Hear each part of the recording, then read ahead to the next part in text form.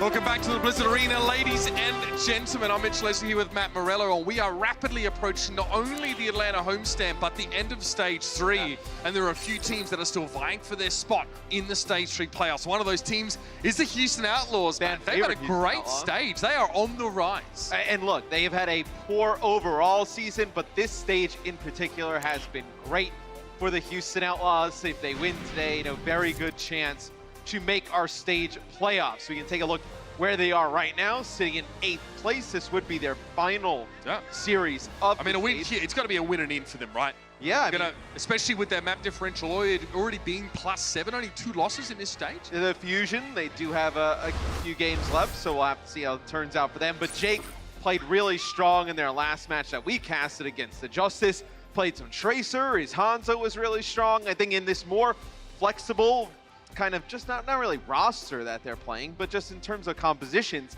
he definitely checks a lot of boxes. He looks like he's enjoying the game more. He had some tough assignments up against the Washington Justice. Yeah. We're still able to take them on, going head-to-head with Ardo on many occasions, whether it was the Farah or the Hanzo. Some of the picks from Jake that we hadn't seen in a while, even some Tracer from him, some of those clips that you did see. So the Houston Outlaws looking like they have the tools here to make a run at Stage 3. They are going to be going up against the cream of the crop, though, and their stage schedule, the strength of schedule, hasn't been the hardest. So the big challenges are still to come for them, even if they get into the playoffs. Yeah, and I think you also saw Jake pull out the Ashe. We've seen a few teams kind of mess with Ashe. It hasn't really kind of come into the Overwatch League, played consistently, but they put it out on Dorado there towards the end. And of course, their opponents are going to be the Toronto Defiant, who still have a lot of their games loaded into the back end of the season, stage, should I say. We still have 3 games for them to play. It has been a rough stage for them. 2 maps won only, really difficult going up against the Charging Gladiators. The Outlaws are poised to cause them some problems, but hey, they get to go to Atlanta. This roster, that's cool. And they will be in Atlanta. They'll be going up against the Reign and the NYXL, a chance for some more of this new blood to show. And there are a lot of teams who have, Stage 3s that look like this because you have so many teams sitting at 5-2, a lot of teams pushing even to 6-1.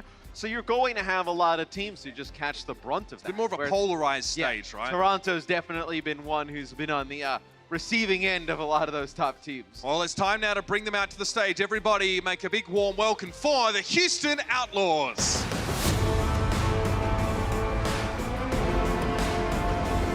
Stage 1 and 2, we don't talk about that. I don't think Houston fans talk about that one either. It was grim, but now we're starting to see why these players were signed in the first place.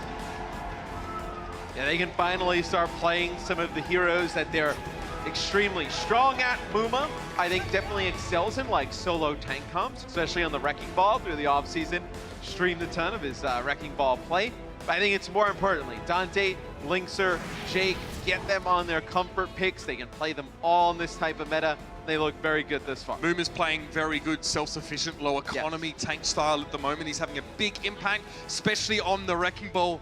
But there's still another obstacle in the way for the Houston Outlaws, and today it will be, with a new face in tow, the Toronto Defiant.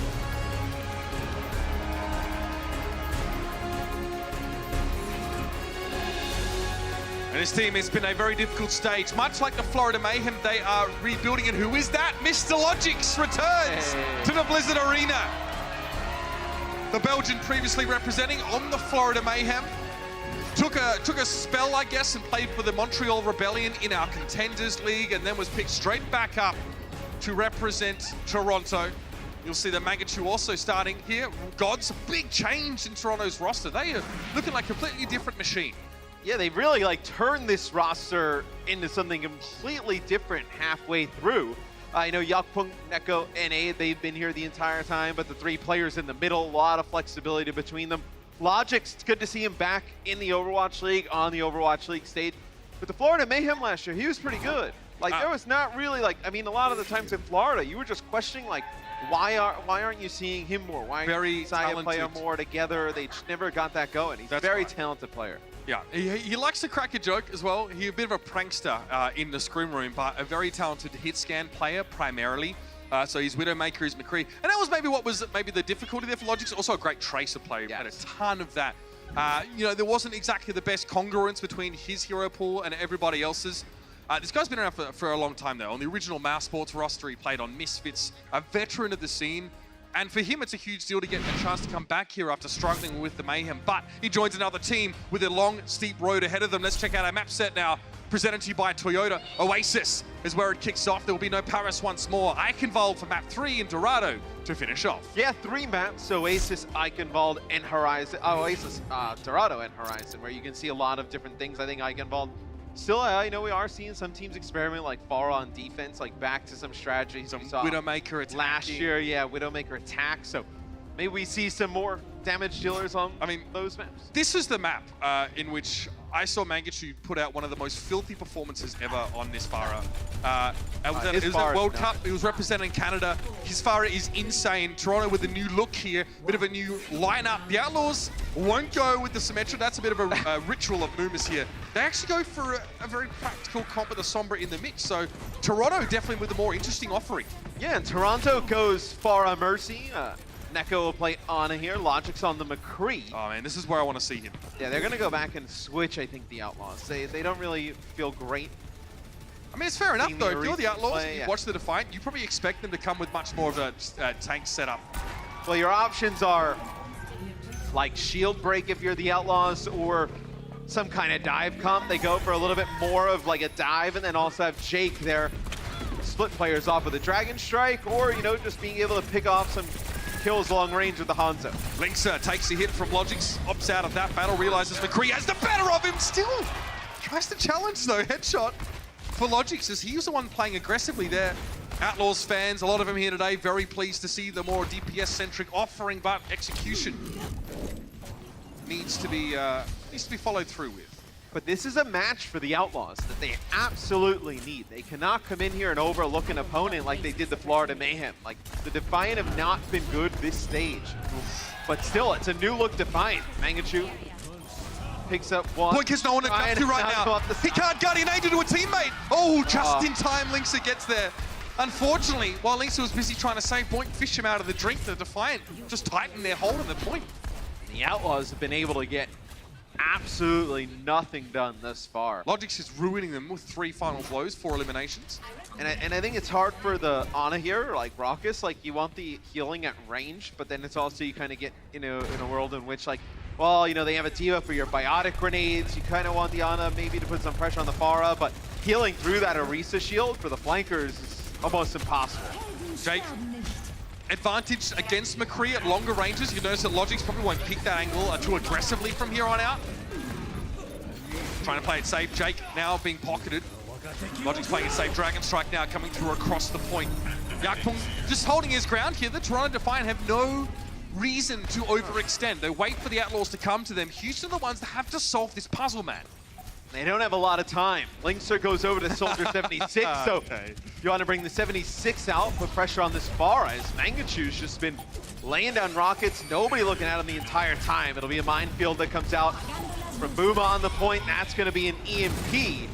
I think that's enough to swing it in the Outlaws' favor. That's enough, but it's a lot. Yeah, I mean, you come back, right? I mean, you can nano barrage, you can supercharge her with the Deadeye, you can use the self-destruct to clear the point. So, although the Outlaws flip, at what cost? I mean, you don't really have anything going into this potential final fight. Just a nano boost. Well, Linksa doesn't exactly have a tactical visor. It doesn't look great against an Orisa-based composition with lots of sightline issues. So Mangachu will go over the top after taking a little bit of early damage. There's the supercharger. Mangachu might just combine this now with that supercharger. An option for a barrage, but Logic's able to pick off Raucus. Lynx is going hunting now. Logic doesn't want to hang around too much. But in the meantime, the Defiant flip back the point, and the barrage is able to claim Linksa. Booma, pile driver on the point, gets rid of Mangachu. But it's not looking good for the Outlaws. They push into that small room, and Logix has had a complete and utter riot of a round. 6 final blows, 1 death for the McCree, the Belgian showing up. And you had Mangachu doing 35% of the team's overall damage on the Farah. So, we mentioned Logic's on the hit scan, right? Really strong during the Overwatch League in year 1. No, you expect maybe a little bit of rust, like obviously still playing in contenders and whatnot, but getting back into the arena, onto the stage, it's a way different vibe. But looked real strong there. It'll be a setup. I mean, look, Logic's played in that season 1, Florida Mayhem team. Yeah. He went through a lot of tough games. Tremendous walkout game, though. Yeah, they definitely had that on. They were great in the walkouts. Not ideal everywhere else. Mangachu stays on Pharah. It's been strong. Neko going to play Moira here. So Interesting. Moira can get up. Yeah, Moira can get up there with the Wrecking Ball and the Diva. Another solo tank effort here from the Houston Outlaws. Hey, I like the Diva inclusion here. Well, let's see if it works out. Jake, he's had his fair share of Pharah battles lately, but Mangachu is very well practiced at them. Being harassed now by Linkser, refusing to allow it to be a fair fight for the Canadian. One more shot would claim aid, and he gets him, but Yakpung runs him down. 2-for-1 Trey and the Toronto Defiant are on the point in numbers here, forcing Boink away, and he's forced to go into the drink. No one again to Guardian Angel 2. Mangachu there is essentially occupying, what, 3 players from the other team? He's air battling Jake on the Pharah, Boink obviously healing Jake, and then Linkser's tried to get either the Pharah or the Mercy out of the sky. Linkser has no idea that Yakpung is coming. No, he's occupying half of the team's energy to try and do anything about it. Logic's doing a nice job farming this EMP, not a tank-heavy lineup on the other side, but he's already got one. Oh, this is not a great start here. Logix is put to sleep, but the fight's already over. With Linkser and Jake out of the mix, that's 2/3 of your damage dealers, and Dante just isn't going to be enough on his own. The Outlaws start behind the 8 ball. They must win this match. This is an absolute must-win game. They want playoffs, and they want it bad. You lose a map, at least like kind of lose it close, give yourself some confidence going into the next map. I mean, this one has not been good. That's going to be a EMP out of Logix. You just got to hack on the Boink. That hacked health pack is so brutal. It's dangerous for the Outlaws to fight here, especially when they've got so many individuals like Dante and Linkser who rely on health packs for a lot of their healing. Moomer even, because he spends quite a long time away from Boink. Coalescence you wouldn't really kind of put down as like a huge ultimate, but you can use it to, you know, keep the Pharah alive through the barrage. Or you can roast the enemy Mercy. You can, I mean, a lot you can do with it in this type of setup. So. Tough for Boink to do much if he gets called out. Oh! Linkser from the top rope. First pick of the fight organized, and Yakpung has seen better days. Hacked on the point. The Outlaws will tentatively approach here, and that's an EMP to catch 3 with Neko going down. Now, he could not fade away. That mobility being denied. Linkser will find what he can get, and he gets aid. The body shot is enough to secure the kill. The Outlaws, when they finally get in, but it took some time, Matt. Yeah, very nice EMP, though, from Dante. Is when he goes to EMP, Yakpung's actually rolling out, and he's going to land a minefield right on top of the supports, which wouldn't have allowed them to get onto the point to try and heal. But the EMP from Dante comes at the perfect time. Now Logic still trying to farm up his EMP behind some of the members on the Outlaws. How do you use these ultimates that the Defiant have? It's going to be Yakpung swinging on the point. He's going to minefield deep inside. What can the Outlaws do about this? This is going to be difficult terrain to pass. Logix! Jake is the reverse Tooth Fairy, I guess, except the Tooth is a pulse bomb. Fair enough. Gets himself 2 aid, falls quickly after, and the Outlaws were able to seize initiative away from the Defiant. Linkser, you are back to spawn, my friend. But the Outlaws take the point. It's a matter of getting away with this one with their lives. Otherwise, Toronto turn around with more recent spawns and retake the sleep dart. That was important on Yakpung. This is very messy, but the Defiants are going to come back with a player advantage right now, at least on the point. Houston had 3 players trying to deal with Yakpung, and Mangachu's going to move Moomer as he comes in. Dante had to translocate out of that one really quickly, but Linkser, crack shot coming out of the middle of the map to fell Mangachu. But the Defiant have flipped the point back in the chaos. Jake now needs to double down on these kills. Gods is able to get back in the mech. And with the self-destruct finding Raucous, Jake has to lift now. EMP, he's very low. He can't blink away. He needs to use natural cover to avoid scrutiny. He's able to do so, but Gods eventually hunts him down, finds him. The Defiant, though, are very short-handed in this fight. Linkser has a lot of space, and Mangachu couldn't do anything about it. The Doomfist neutralized by another great EMP from Dante. The Outlaws can flip this back. And that almost went in favor of Toronto. You had Yakpung and Neko, who actually went in the back line and killed both supports in the previous fight that just lingered for a while. And then you had 3 players who were able to make it to the point for the Defiant. The Defiant changed things up. They'll have Logic stay on Sombra, Mangachu over to Brig now, and then Yakpung will play Winston. So these types of comps are really strong against more damage dealers. They give the point up. Yeah, the Outlaws play from the outside here. Moomer drops in. Hacked immediately, has a minefield. He's going to be given a bit more health now. So he gets a repair pack, and here's the minefield on the point. Oh wait, he couldn't get away. Jake was hunting him down. The Lucio's now missing. The Defiant don't have the ability to disengage, but they're happy to stay and fight by the looks of things. Boomer really just trying to disrupt them as much as he can with the pile driver, but the damage feels like it's already been done. Jake down, Neko's Coalescence claims Linkser, and now it has to be an EMP, but it doesn't look good. There's no follow-up whatsoever, and Dorado Defiant, take it away, wow. Out of the gates here on Oasis, showing a little bit of that stage one kind of dominance here with a pretty much all new look roster. What a great look for Toronto early on. And there is zero pressure on Toronto in this match. Nobody expects them to come in here and win. All the pressure on the Outlaws now. Their playoff chances are on the line, and they drop that first map. They have to bounce back big here in map number 2. We'll see if they can do it. The Overwatch League is powered by Intel. Game, record, stream without compromise on Intel Core i7. And by Omen by HP, the official PC and display of the Overwatch League.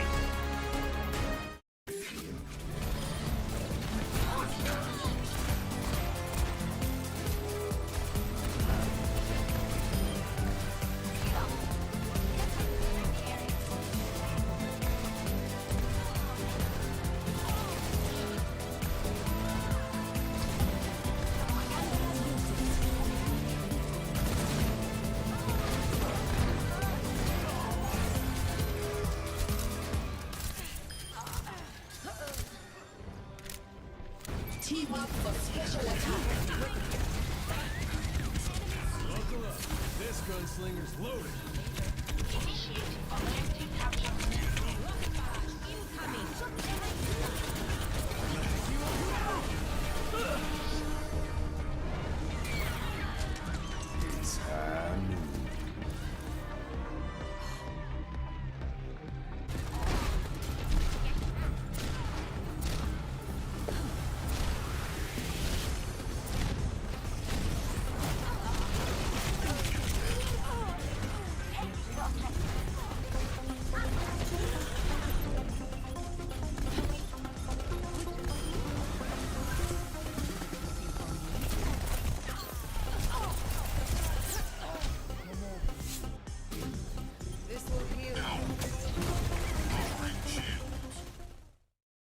Check, mic check. Hello, testing, Oh, testing. that's too loud now. How about now? Oh, that's worse. Is it too loud? You're always too loud. Like, I've never ever played a video and you're not being too loud. Yeah, true. Just my hands are like sticky. Can I get some hand sanitizer? Yeah, I would Yeah, like that's to. it. I'm gonna talk like this. Yeah, honest to God, would I prefer at this point. Wake bubble, wake bubble. Even that's too loud. Sorry.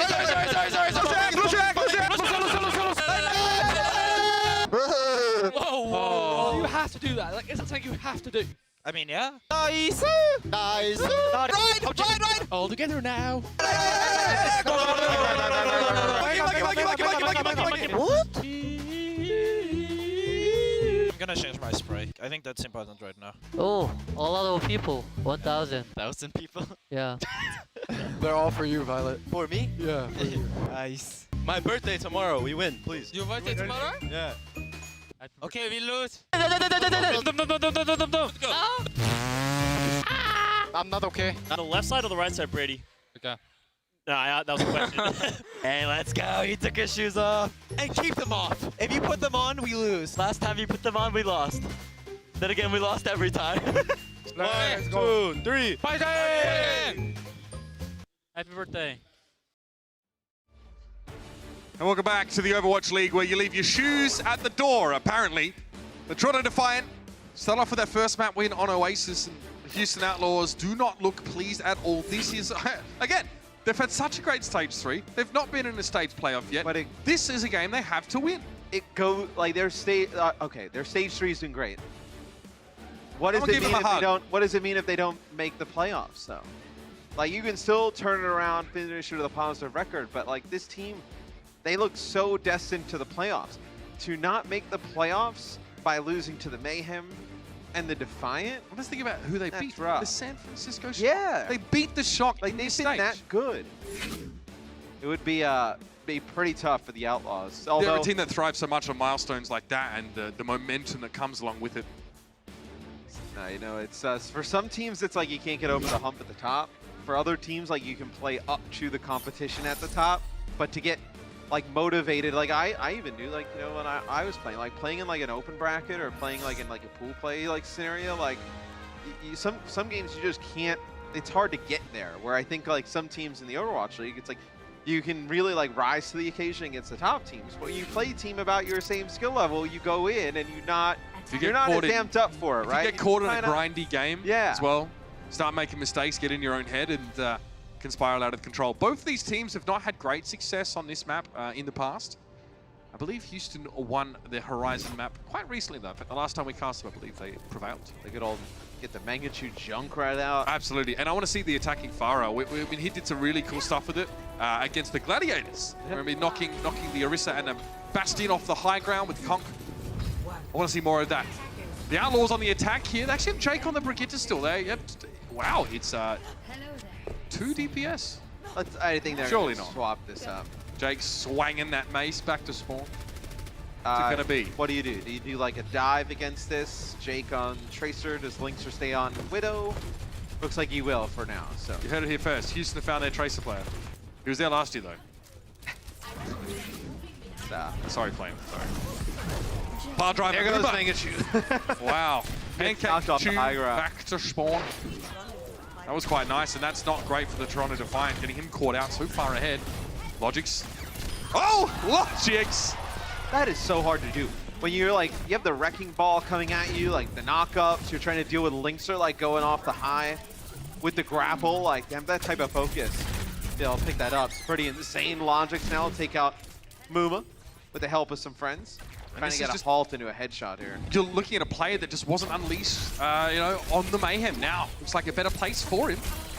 Mangachu's struggling though. He's died twice and he's getting camped. You can see Jake is going back towards spawn to make sure he can't get out. They're just stalling him out. This means that all of Toronto need to go back though. But they know he's not like, what is he doing in this position? Like, well, dying apparently. Great shot from Logix. Another one! Surely not. Oh, Linkser able to avoid that there. Logix wants to take the battle though. Should know his opponent is damage boosted. Aid. Oh! That is filthy. What more could you ask for? Logix, it's a cheeky smile on his face. Are you not entertained? Must feel good to get back on the stage, start nailing shots like that against Linkser, nonetheless, who now switches over to Genji. So just the amount of pressure that this Widowmaker's putting on. They're going with a full-out dive. Genji, Tracer, Sombra with the Wrecking Ball. First Corey, now Logix. Linkser has had some tough opponents in the Widow counter-sniping battle. So much so that he switched off. Logix being pressured now though by Linkser, and he's able to get the better of him. Good switch. Goes for the counter play. EMP catches 4 on the high ground. Jake trying to finish off the killer against Neko. There's no sleep dart available for the Outer, but Jake's too low to contest that. Back to the point now. The Outlaws able to move in numbers. But Linkser a little bit low. Yakpung there. That's about it. That's all that's left. Good switch. Great adaptation. The Outlaws going with an augmented dive featuring Sombra. Yeah, really good switches. The EMP from Dante prevents the res that could have went down on the Logix. Widowmaker on the high ground. The Outlaws, they bring the Widowmaker right back out. So Logix goes to Sombra. I wonder if he decides to stay on Sombra or swap. Bear in mind, Logix is the only player on the Defiant with kills right now. Mangachu has not been able to do anything. Like final blows, yeah. Yeah, final blows. Mangachu has no eliminations though. So he's not been able to be involved in any kills yet either. The Junkrat's been really shut down. Yaku's trouble yet, you can't react. No chance. That mini stun getting knocked up with a pile driver, getting rid of the Orisa so early is dangerous for the Defiant. They have to replace Yakpung, and they do. They get the resurrect. Riptire over the high ground. Definitely flicking across the walls is Mangachu, but he himself has gone down. Muma hunted him, and Linkser gets the Riptire. Not a good result for Toronto. Yeah, they lose Muma though. I mean, you lose your only tank on the point. How do you kind of push past the Orisa onto the point? Is Jake will get on touch, he'll have to recall, but you're going to have to wait. Mangachu busts out the good old faithful Torbjorn here. Oh, baby. Shore4 did it earlier this week, in fact, against Toronto. Mangachu's turn is now, but what is he looking for here? Just playing safe on the point. Yeah, look at that. How will struggle without with Muma. the turret, yeah. Logix down, Linkser finally gets that pick. Tough for him, he has to keep challenging Logix, and even though he's been good, Linkser quickly wakes up with 2. Mangachu's out of the mix now. They do need to deal with the threat of Yakpung, or at least move him off the point. Self-destruct. What? Lixer has no idea what just happened. He's just shaking his head at the screen. And now Yakpung's able to push up and get rid of Jake. Moomer just has to get out. And with the Caduceus Blaster gets Moomer on the way out. Logic's pushing forward here. Yeah, this is getting out of hand. Automatic. So Jake goes away from Tracer, play Brig. Wonder if Muma stays on this, because you do have Minefield, the Minefield against the Orisa, like sitting in the back. Maybe you stay on it again. So I think for Ryan here, like Ryan just crossing this area is pretty far, unless you just want to play around EMPs in the point. Dante trying to make sure he can hit as many people as possible with his nice placement. He actually doesn't get gods. He was really hoping to have shut down the Diva, so he goes for the manual hack after the fact, but Mangachu pushed right into that main door and got rid of Raucus. Linksa can't do anything, and the Outlaws, they don't look like they know what to do about this at all. They look lost. Somewhere Seagull's watching this game, just watching Mangachu's point of view, just like being so excited. They're like kind of like the same type of player, right? Where they just play those like Pharah, Mei, Torb, like they play like all the Junkrat, all these heroes like at a high level, like Gods so is the next flexible. teammate of Seagulls. Yeah. Way back. All right, here's the dive. Moomer bouncing onto the point, waste no time. It's up to the Defiant to challenge here. Trying to stay out of line of sight as much as he can now, and the rest of the Defiant essentially converge in that left corner. They're forced to move now. God's put to sleep for just a moment, but woken up immediately. Not what Houston wanted there. Raucus frustrated, surely. Moomer, though, stunned up briefly, still wants to push forward. The Outlaws, there's definitely a sense of urgency now for them. Primal Rage could be an option for Moomer if he gets the charge up with this nano boost, but he's hacked right now. He'll have it, though, when that hack is done. You can still accrue your ultimate percentage when you're hacked. Neko's in trouble. He realizes he has to just try and get away, and the self-destruct is blocked by Jake, but he's being jumped on by all of the Defiant. He's the Graviton Surge, though. The Outlaws have baited the Defiant into playing together, and now they're caught. Both of them down. Mangachu and Logic's missing. Linksa very charged up.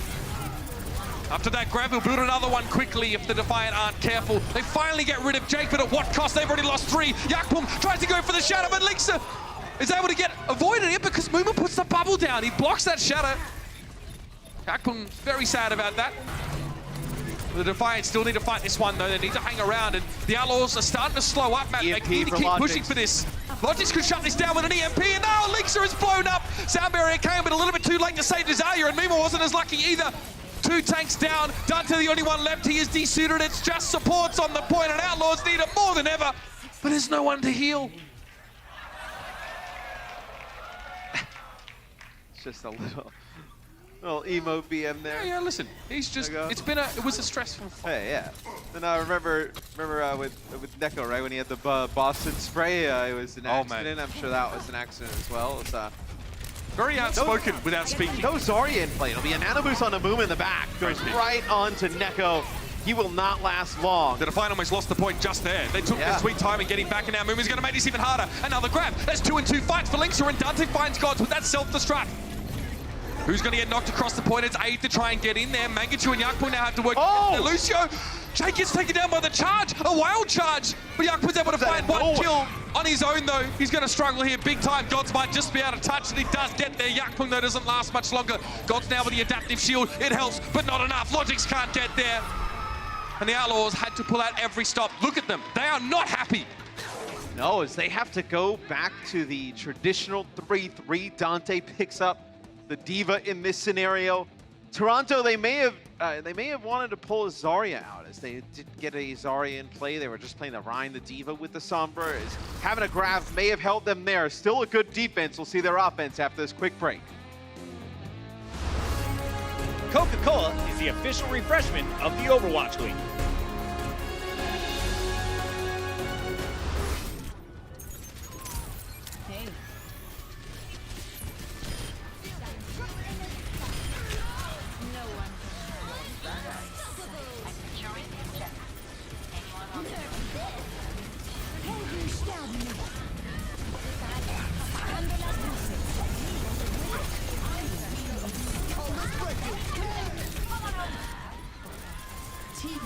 Special attack.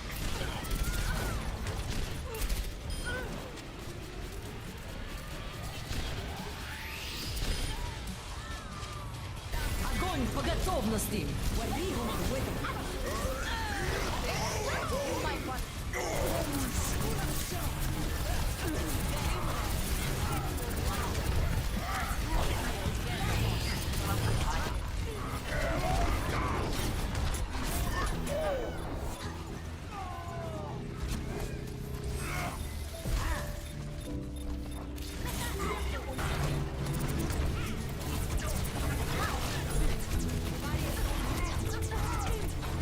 Apagando las luces.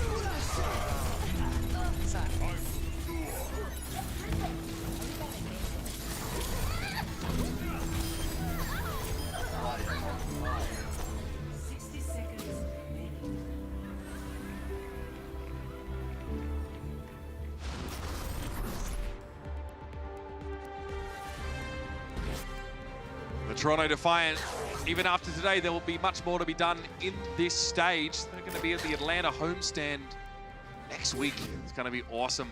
Tickets for that one, by the way, they're almost sold out, but they're still available. atlrain.com to get yours today. That's where it's going to be happening. And I know we talked a lot, we hyped up a certain show match that was going to be happening. If you like Widowmakers, Logic's on your screen. Bren is going to go up against Baby Bay at the Atlanta homestand, 11:30 a.m. ET. Yes, a bit of a switch up there. Yeah. It's going to be live on Twitch during Watch Point, so tune in for that. Now you're wondering, what happened to Bren versus Defran? Well, we have a new main event. This is what's going down. Mangachu versus Defran, Torb Hammer 1v1. Yeah. Are you not entertained?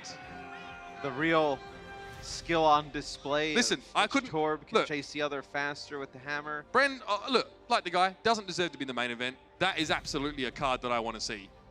So that'll be happening That'll be fun. before the Florida-Atlanta match. So just prior to that one on Sunday. Definitely want to check out, if not just for the good memes. So now we'll see the Outlaws on defense. They'll play the solo Tankarisa with the Junkrat up on the high ground. So it's like last year where you saw like teams play Arisa Hog up on the high ground. This year you really, you want Sombra in play. So you kind of sub the Roadhog out for Sombra. That's how you end up here. It's the Defiant. They're going to come out with 3 tanks at the start. A solo healing aid on Mercy with double sniper. We'll see if they stay on this. It's going to allow Jake to farm a pretty quick tire. Oh, nice pulse hook combo. Neko getting rowdy and raucous. Move up to the point now. Another hook available. Jake goes down. This is all falling apart. These Outlaws, they are falling apart. Down to 4 players. How can they stall this out? One tries to go for the resurrect and he's shut down! No resistance offered by the Outlaws here on this defense, and the Defiant just stroll in. They don't get close to a tire. They don't get close to really anything outside of movement supercharger. And they're kind of thankful though that there's not even there's good damage kill contribution from everybody on the Defiant, where none of their damage dealers are building up towards ultimates, but you do have a Valkyrie way faster than the Outlaws. If you're the Defiant, you probably pop Valk and get aggressive. Why not? There's a record to be broken here. 6 minutes 34 on the time bank is the current record for Horizon, and they have a chance. Looks like they're playing a little bit slower than that though, and the Outlaws... Supercharger and EMP may have saved them here. Here it is, big EMP. Rumor Supercharger gets taken down, but Jake is able to get rid of Neko now. No shields means no damage mitigation, and that's when Hanzo can thrive. Things will wrap around here. Oh wow, Logix was ready for that. He was watching that angle, so clever. So now the Defiant have to run back into this one. It's going to be a Dragon to spread them out, split them up. And the Defiant are at risk of getting staggered here now. If they can't regroup and get healed up, this could take even longer for them. Yeah, but getting healed up, you're going to get close to another Valkyrie. This will get res right up, though. So you get Eichenwald back in the mix. Can they get high ground control here? We'll see as Dante plays Diva. So goes away from the Sombra. No way! No way! That is such a hard shot to hit. And he just flicks it so casually. Oh, nice eat on the Dragon Strike there. Dante doing everything he can to try and keep this going, but now on the high ground, Logix can just sit safely. He's dropped down to the low ground. Now he wants to play aggressive. Neko comes in with the whole hog. Dante forced up at the point on Lynx. He goes down. Logix gets another one. Rock is brought in. Boomer's got to step up now big time. Logix is hunting. He's looking for the moth. Boink trying to hide away. Logix himself gets caught in the hold. A lot of damage. He knows he's done. He's trying to find a pick and he won't get it. The Outlaws hold on by the skin of their teeth. Gods will not be allowed to walk away. Yeah, but how many times can they have somebody drop burst and then still end up winning these fights? Is The Outlaws come in. They'll probably end up with a self-destruct at some point during the fight. Maybe they'll go back to... Okay, so we're going to see some Sombra play yet again. So Mangachu busts out Genji. Linkser will play Torbjorn here against this dive. Linkser. I like a bit of Torb action here. See if he can get value out of it. A lot of threats that are ideally going to be spaced apart. The Outlaws are going to sort of force the Defiant to split their attention. And this is like the, Linkser, okay, so now we're gonna play Torb and Bastion. Jake will play the Bastion, Linkser now goes over and plays Mei. Someone has to contest. So many changes here for the Outlaws. It allows the Defiant to pick up another tick on the point. How does that hack even happen? Jake's able to find Mangachu there though. Oh, this is classy. He drops down and yeah, he's ready to really hurt. Gakpung, forget about it, son. Forget about it! You know, you try and dive the high ground. Mei is up there causing problems, walling players off. Is this what happens if he gets pushed too far? Yeah. Dark Jake has appeared. So now you play Orisa Diva. You're gonna go back and play Neko on the Hog. So you're gonna be going for like halt hook combos. And then you have Mangachu for just like the pure shield break damage. I mean, a lot of shield break for the Toronto Defiant with the Diva, the Roadhog, and the Hanzo. The other team does have a Bastion in this situation. See, this is what Hanzo really offers you over Widowmaker in this combo. Ah, beautiful. Boink, he's down. Man. The Mercy taken out. Raucus had the Immortality field, but it didn't save him. Yeah, this has to be tank configuration now. And Jake, he's just bobbing for apples right now. In just a moment, he's able to turn around a huge disadvantage. The Defiant looked like they had it, but this Bastion is just so frightening. Great work from Jake. You know, the Defiant had like, what, almost 7 minutes on the clock when they first take point A. It's been like a 3-minute hold for the Outlaws. 3 minutes and counting. Yeah. The Defiant now making these switches don't look any closer to capturing this point than they were before. EMP coming online here for Houston. So you think they get a fight win with this EMP? Is Jake would be able to just shred them out?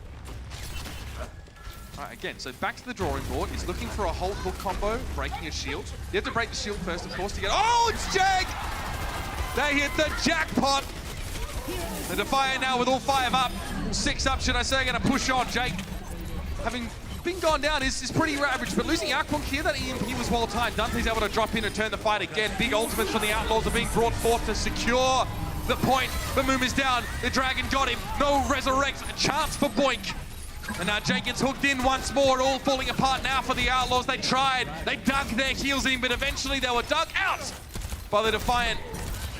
See a stall attempt here. There's actually potential with Mangachu going down. The Outlaws could turn this movement, just needs to stay alive a little bit longer. Boink is there, Jake now returns, he needs a kill though. He needs to pick really quickly. Rocket punch in, just on the Neko, not enough damage there for the Outlaws, not quite. And the Houston Outlaws are eventually shaken off the point. The Defiant have quite a lead on them in terms of time bank, Matt. It could have been way worse, though, for the Outlaws. The Defiant, they take point A, they have 7 minutes to take point B. They only have 3 minutes in the bank. We'll see how it plays out in OT after this.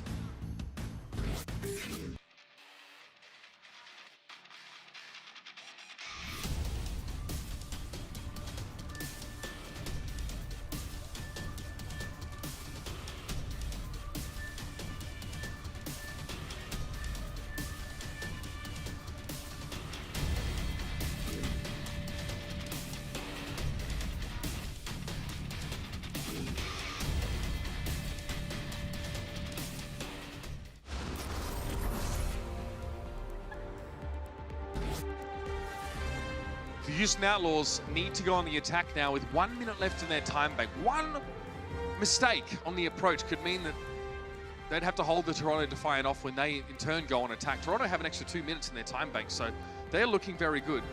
Although it definitely looked like the Defiant struggled, to deal with Houston's game plan on that B defense. They did, but then, I mean, every time I think the Defiant were getting early pickoffs, it's just they were not able to materialize into anything. Let's see, the Outlaws come out with, for the most part, like a standard 3-3, but Raucus on Moira instead of like Zen or even Ana in this instance. Now, last time the Outlaws did this, they played the Wrecking Ball. They caught Mangachu out early, so they actually didn't take too long. The Defiant have to rotate, I think, here, potentially, yeah. All right, the Outlaws push up the stairs. They're happy to take the Defiant on in a pitched battle. Are they going to bait them out and go back around? Are you going to go take this high The ground? deeper in. What is this a set play? 30 seconds remaining. Doors open, they just walk through. Nothing special there, the Defiant don't really bite. So now the Outlaws move to the point. This is now where the Defiant They're giving the Junkrat high ground though. They need to keep the shield up too. This could be bad for the Raucous. He's down early. It's not looking good for the Outlaws. And Logix is in a perfect position. Sniper's nest. Just to bang shot after shot in there. Muma's able to take Neko down, but I think they're going to struggle here. Aid's able to bring him back to life. Oh, Mangachu! Get rid of Muma. Boink over on the right side of the point, just trying to stall things out. That's all he can do with the Riptide here. Mangachu's going to end Boink.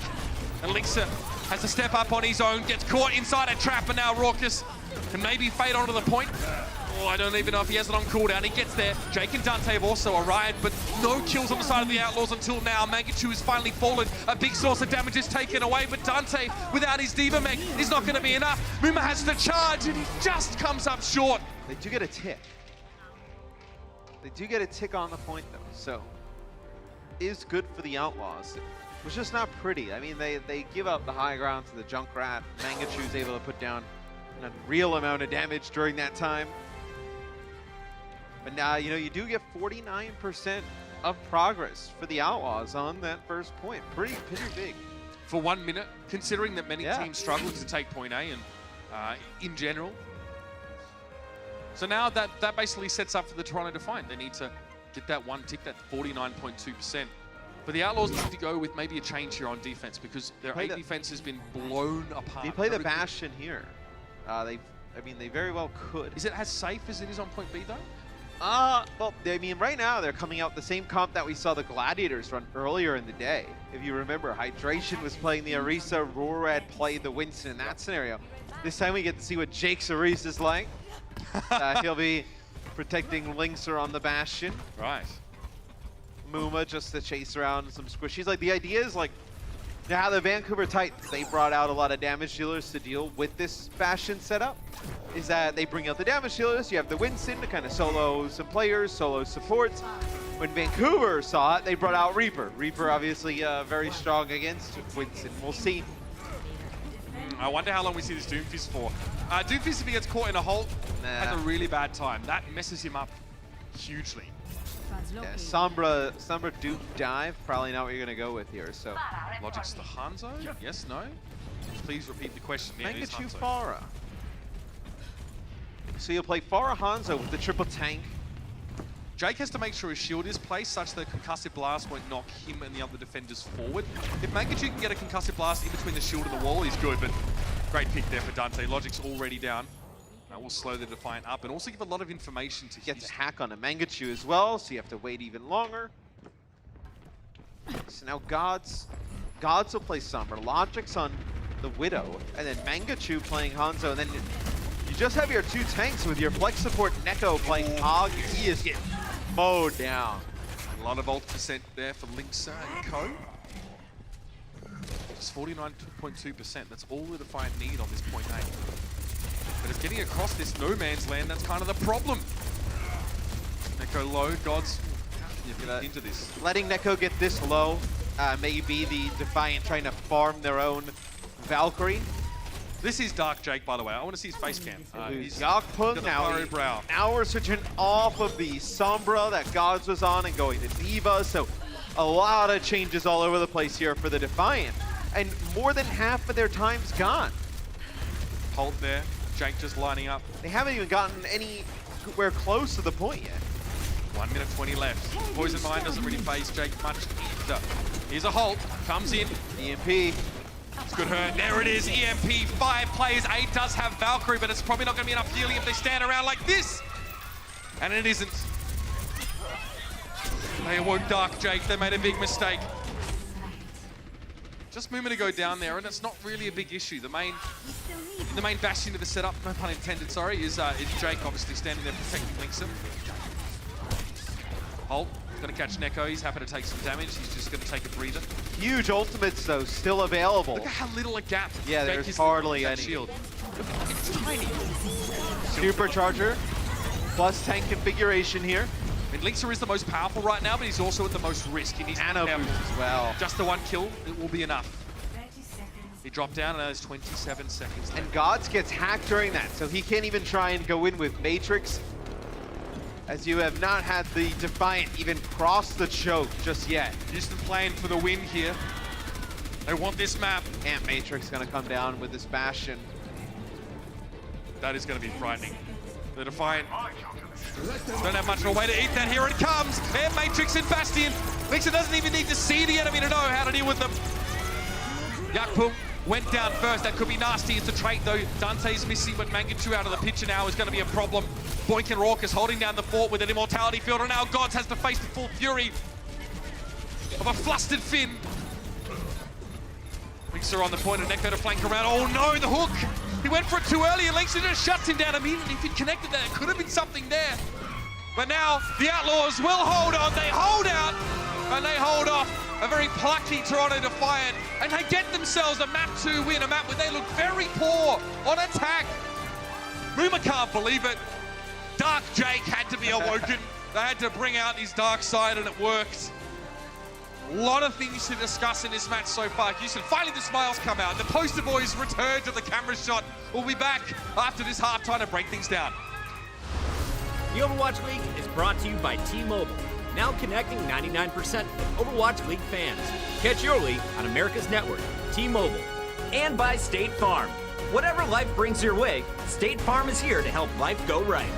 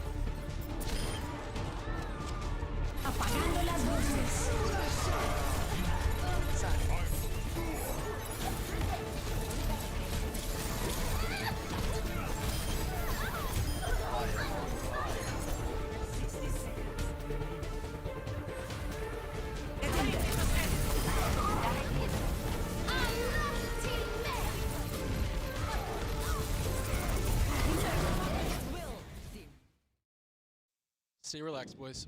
Yep. Winnable. Oh, this is not my crosshair for the Winnable. Hold on, guys. Gotta get my Junkrat crosshair. Winnable. My Junkrat crosshair is actually no crosshair. What? What? No, I'm kidding. I'm kidding. I'm kidding. Okay. Junkrat so easy. Don't need crosshair. Yeah. No monitor. No monitor. No monitor. Okay, new team then.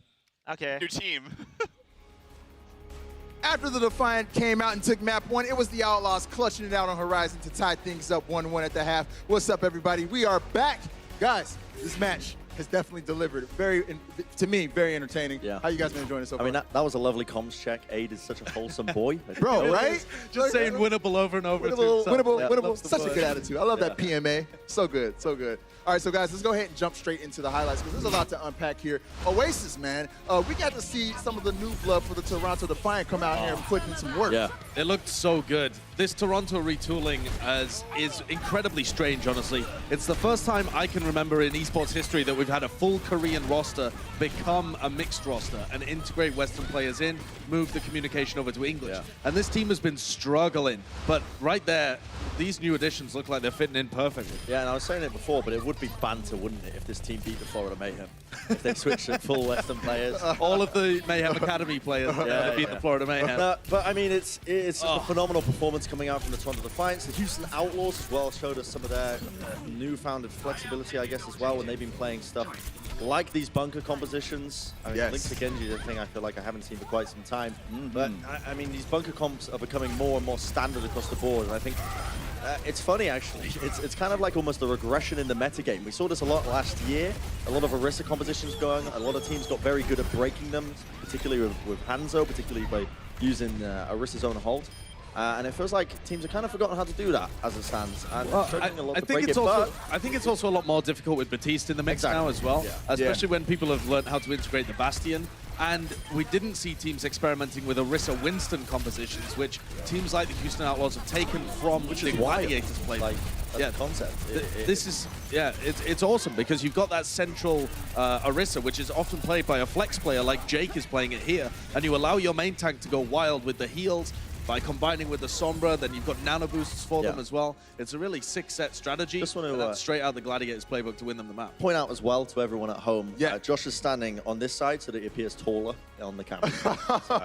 You would go out of your... I'm the short one on the broadcast. Why you got to do me like that? Call you out like that. Yo, you know what? I think it's funny that you guys, we were talking about bunker comps, but before that, you brought up the Florida Mayhem. And one of my favorite players on the Florida Mayhem last year was Logix. He is back in the game for the first time today, kind of making his debut. What do you guys think of what Logix did today? Yeah, it was Logix, filthy. He's been unreal. Mangachu as well alongside him coming into this. For some reason, when I think of Mangachu, I think of his Pharah on Oasis. It's like synonymous with him. It really I don't know why. It's just he's just an unreal freak of nature when it comes to playing Pharah individually. Oasis is a classic Pharah map as well. You often see it all the time. But both of these players had unreal performances. Hello. Logix playing down the BM sprays as well, the old Florida Mayhem, just spraying it all over the walls.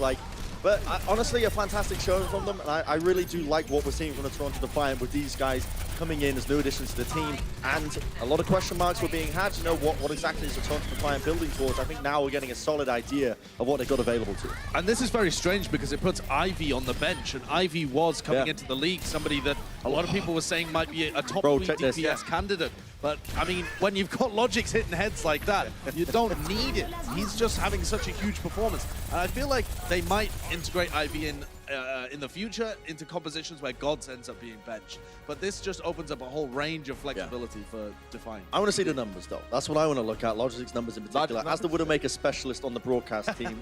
Production, give us some numbers. Because here are the numbers. Here they go. Mr. Logix as well. That is filthy. I'm not going to lie. 37% scope critical hit accuracy. You're approaching Widowmaker numbers there. Are you saying you're doing well? Are you saying you can't beat Logix in a 1v1? Are you submitting? Actually, probably not. I mean, whoa! This you guys hear this? I say probably not, like I'm actually capable of beating anyone in the league, to be honest. But again, we'll be playing Baby Bay at the Atlanta Reign homestand coming up next week. Destroyed. I'm absolutely going to slam him. Don't you worry about that. All right. We'll talk more about that later, maybe during the Fran backed out. I've got to say that as well. Defran backed out. I'm calling him out straight up on the broadcast right now. All right, Look Brent. at this map still. Brent, we're going to talk more about that in the post show, but let's talk about what we got for the second half. We're going to Eichenwald next. What are you expecting, guys? So I'm expecting a huge amount of Mangachu playing these weird heroes that he's known for, like the Pharah. It's amazing on Eichenwald. Yes. Junkrat defenses you can set up pretty well. Sombra pretty good as well on these maps. I don't expect Logix. Mangachu to play it, but Logix, McCree is also pretty good on point A. Okay. I think by what we've seen on the previous two maps from the Defiant, they're going to go DPS matchups for both of these because Dorado is also excellent for it. So if you're a fan of big flashy plays from Mangachu and Logix, you want to be tuning into the second half. It's going to get nuts. I am all for some flashy DPS play. Well, guys, it is all tied up 1-1. Will it be the Houston Outlaws or the Toronto Defiant who come out victorious? We're going to find out in just a bit, so keep it locked. Ghost is dead. I started watching some streams of the pros, and the pros were amazing. And one of the biggest guys I saw was awesome was Hydration. He was part of the Gladiators. Suddenly I'm at every game, and the beautiful LEDs, the cheers of the crowd. It shields up. It's thunderous applause. It's roaring in the arena. It's a lot of clap, clap, stomp, stomp. You just kind of get sucked into it. And I've been hooked ever since.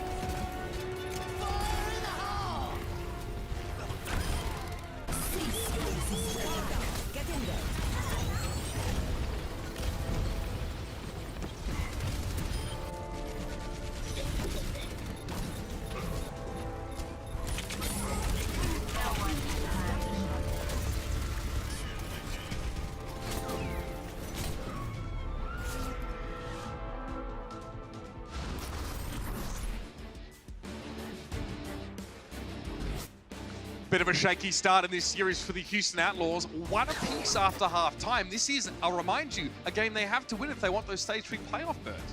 Yeah, it's a huge game. They did not look great in the first 2 maps. They lose map 1.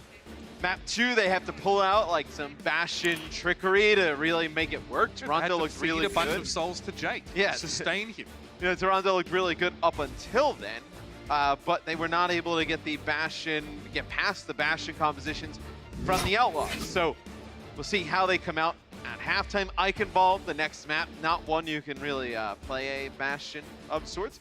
Maybe we see the Mangachu Farah come out again and against a map a little bit better. Lunatic High used to play it on defense on point A with Orisa. I'm not saying that we're going to see it, but it's happened before. And a very important map for the Outlaws. In fact, a controversial one for them in the past, I think, because a lot of people have, I don't want to go here to really. Just, all right, so obviously it was the map where a lot of people wanted to see them play DPS on this map. And that there was a match against the Titans where they refused to do so, and obviously they lost that map, and everyone was sort of saying, hey, you guys need to be playing more DPS on this map, and they were like, well, it's not really suited for it, so. And look, that's true. I guess there are some parts of the map, especially back then with the way the meta was. Things have changed now, so there's a bit more nuance to that issue. The meta's all over the place right now. Yeah. I mean, we went from like 0 to like 1,000 miles per hour, it felt like. It was like, hey, here's stage 1 of Goats, stage 2 of Goats. The first 2 weeks is stage 3 of Sombra Goats, and then now we're playing Torbjorn on Horizon Lunar Colony every time. And not one person complained. No. Also valid. The Outlaws come out. Looks like potentially a version of some composition that the San Francisco Shock run, with Jake playing Batiste here. So this should be an interesting look for the Outlaws, something we have not seen from them. Clearly valuing the immortality field and wanting to take a fight up front. Mangachu getting very aggressive. Yeah, I mean, look how quickly Muma's shield got pummeled there. Mangachu playing forward, Neko also assisting with the scrap gun to make it kind of tricky for the Outlaws to get there unscathed. If you're Mangachu, why not test them out a little bit? I mean, Dante, we have not seen him play a ton of... There it is. Jake pulling out the good old trusted Brig, as they're going to try and get the speed boost and roll on through. Look at how much ult charge, though, Mangachu's able to generate here. Mangachu is a danger player for them on this map in general, but right here is no exception. That defensive Farah, something that's worked before. Look how close he is to Barrage. He's going to let her rip. Okay, from pretty high up, and a lot of it was, yeah, sort of spread over the point there. Maybe could have got a bit closer, but it would have been risky. He gets the damage done, that's enough. Forcing the Outlaws back, splitting Raucus off. Job well done on a very safe Barrage. Yes, he knew nobody was really challenging him as trying to use the concussion to knock. Really? Oh, that's horrific. He's the nicest guy.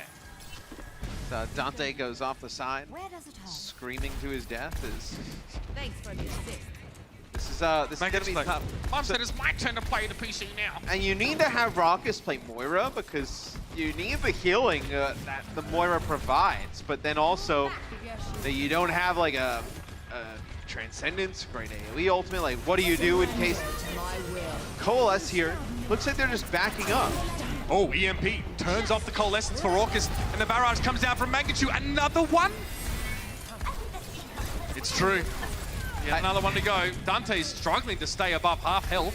Mangachu is 57% of the team's damage right now. That might be one of the highest percentages I've ever heard. And he's not done here. Lynx are trying to challenge him out. Mangachu, constant pressure. How do the Outlaws answer this? Their composition map is not geared to deal with an airborne threat. Well, God's just adding now to the woes. To be fair, we have seen like the Goats comp deal with Farahs in the past.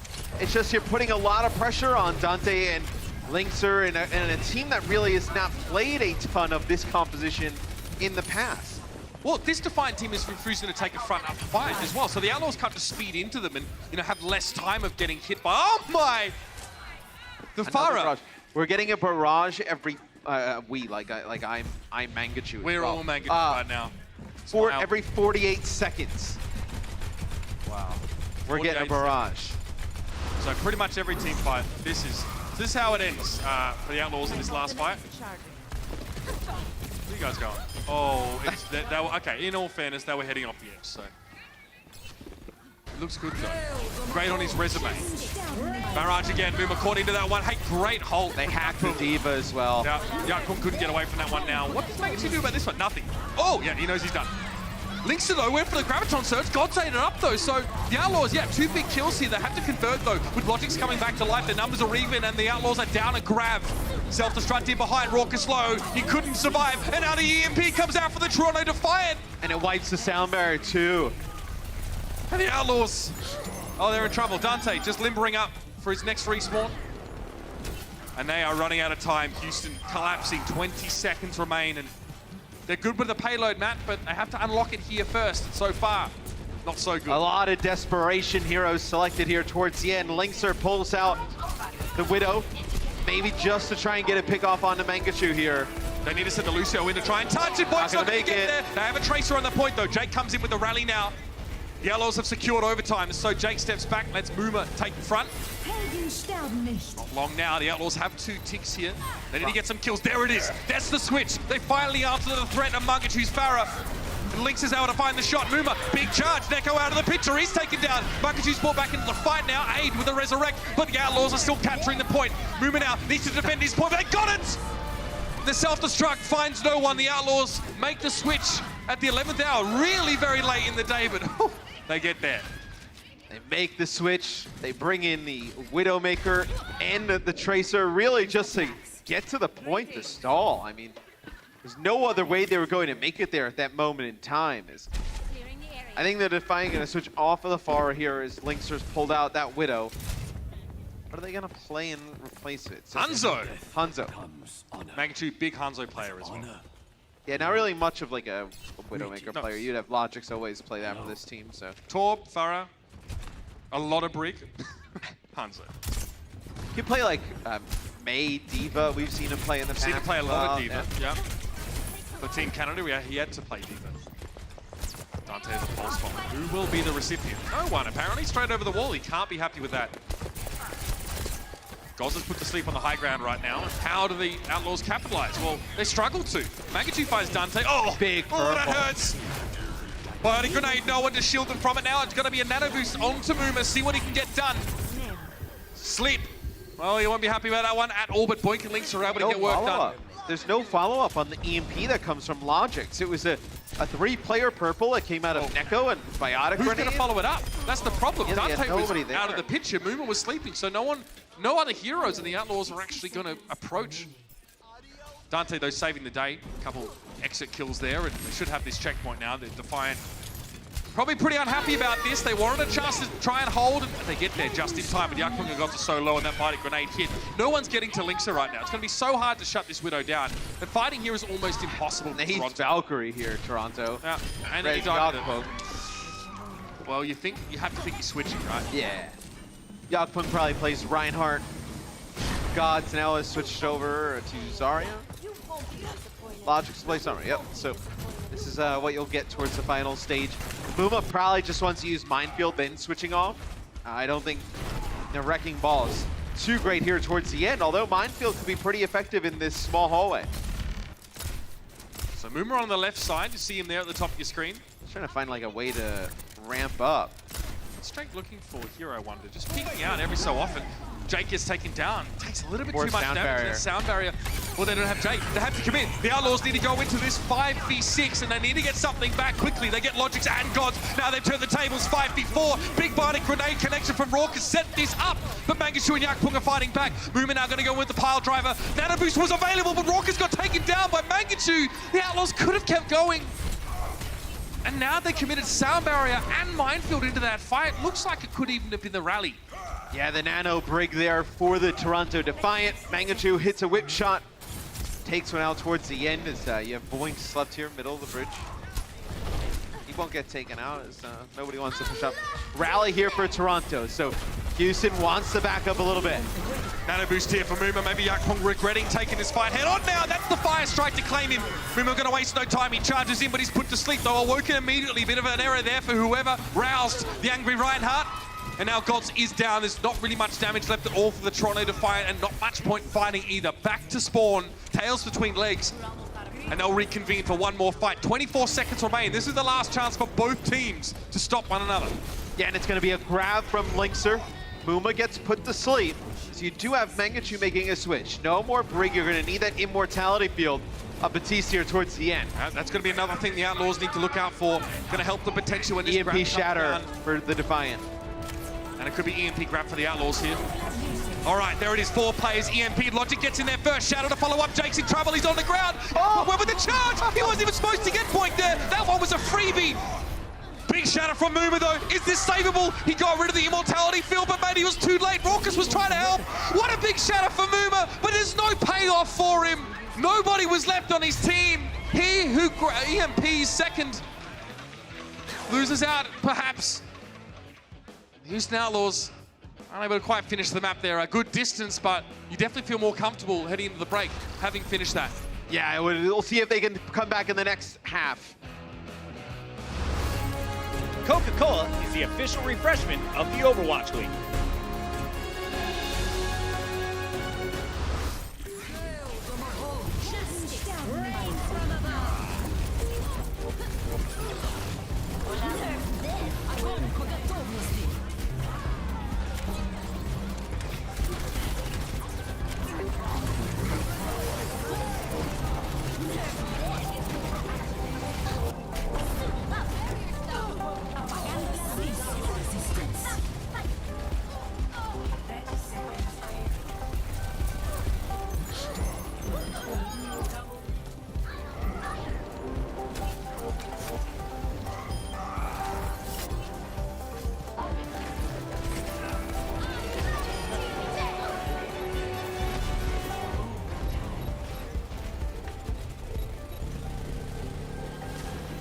Helden sterben nicht.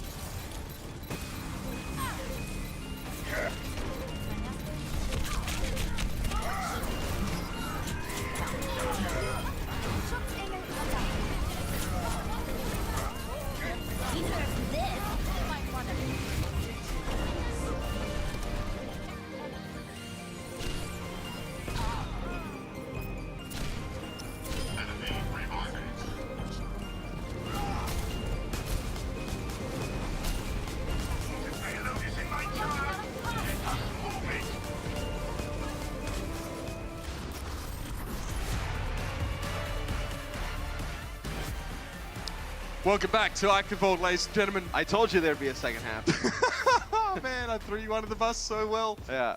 If you have to ask though, you'll never know. The Toronto Defiant, all they have to do is finish the map now. Houston Outlaws most of the way they got towards the end. So it's not bad. This is the long map, and that second stage is especially treacherous. What do you think about this defense setup here? They're going to go for the Pharah as well. Yeah, Pharah's she was played a ton on defense last year. You can play it around the pole. Just kind of, take conk shots over the roof, a lot like what we saw Mangachu do. We'll see though, the Defiant, they're going to come out with the Hanzo and the Widowmaker. So you have like a double sniper setup. It's not going to be as easy for Jake to play that far. Muma, he often sits in that spot. Wow, Mangachu, look at that, 44% to a Dragon Strike already. Muma barely able to get away, even as a very durable hero. But that threat of Jake is always going to be quite pertinent here. He's going to get rockets in one after another. Look how low the Defiant are right now. Neko's put to sleep, so he can't take a breather. He gets picked off by Jake. Yakpung faring no better. The Outlaws looking very good here. Look at how many different angles they're coming in from. Mangachu will find Linkser, but he can return to the fight quicker than most. Jake, not so much. Yeah, Mangachu does do a ton of damage here at the beginning, though. So he'll have a Dragon. You can use the Dragon to split some players off. Yakpung, he'll play the Wrecking Ball, and Gods now switches over to... Oh, so we're going to have even more switch-ups. So Mangachu now plays Pharah, Gods will play D.Va, they give up the Dragon, and Logix will play Sombra here. So you bring in a lot of new heroes for the Defiant for their second push. Yeah, and that was enough time for Jake to get back. He's relieved. He was worried that the Defiant would press the issue even more. Trading shots there as Mangachu retreats behind the clock tower, only to emerge on the other side. Jake needs to deal with this threat. Jake wants to focus on the body of the Toronto Defiant. The Pharah pick from Mangachu is just a distraction, running interference even. But Yakpung goes deep and gets hacked. Also probably slapped and by a grenade. A lot of things would have happened to him in that short space of time.